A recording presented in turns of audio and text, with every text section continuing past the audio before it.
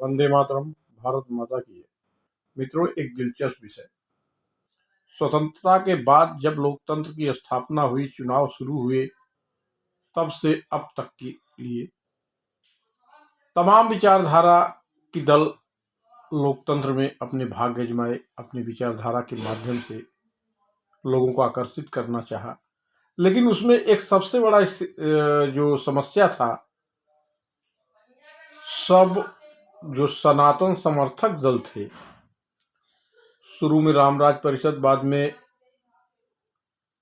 जनसंघ, और उसके बाद इन दोनों के सिद्धांतों को अपने में समेटे हुए इनके उत्तराधिकारी के रूप में भारतीय जनता पार्टी। बाकी दलों का एक ही प्रयास होता था कि हिंदू सनातनी एक होकर इस दल में न जावे, अन्यथा सबकी दुकानें बंद हो जाएगी। तो ये करते क्या थे? अपने षड्यंत्र से, अपने कुटिल विचारधारा से जातिवाद की ऐसी चाशनी तैयार करते थे जिसके द्वारा ये हिंदुओं को फोड़ते थे। कई बार भाजपा अच्छे पोजीशन में रही, अटल जी के नेतृत्व में सरकार भी बनी, 6 साल चली भी, लेकिन पूर्ण बहुमत की सरकार नहीं थी, हिंदू एक नहीं हो पाए। उसके बाद भारतीय जनता पार्टी की स्थिति खराब होती चली गई और एक दो राज्यों में छोड़ बाकी ये मुख्य विपक्षी तो रहती ही थी, लेकिन उस स्थिति में नहीं थी कि सरकार बना सके।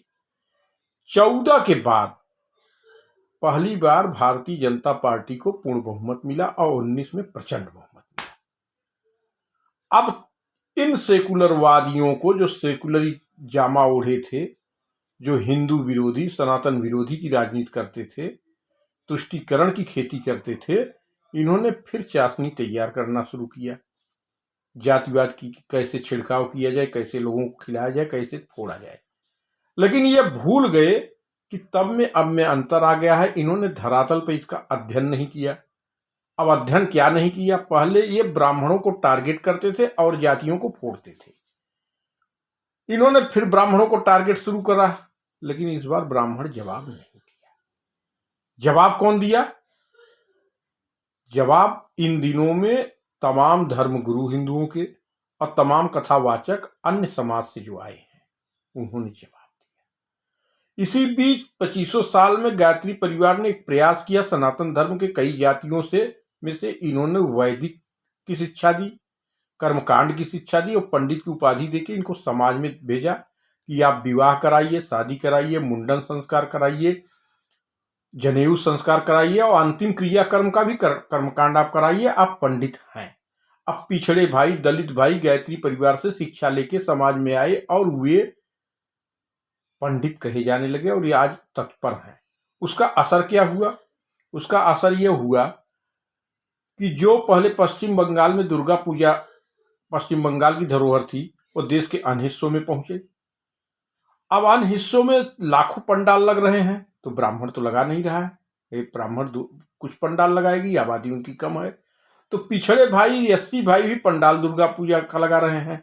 गणपति बप्पा, गणेश मूर्ति महाराष्ट्र की धरोहर, अब वो देश के अन्य कोने में पहुंच के लग रहा है पंडाल।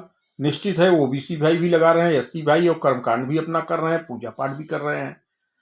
अब जब इन्होंने फिर से तुलसीदास और अन्य प्रकरण को लेकर ब्राह्मणों पे आक्रमण शुरू किया, तो ब्राह्मण तो मौन। अब जवाब कौन दे रहा है? महंत राजू दास, जो खुल के कहा उन्होंने कि मैं तो चमार समाज से आया हूं।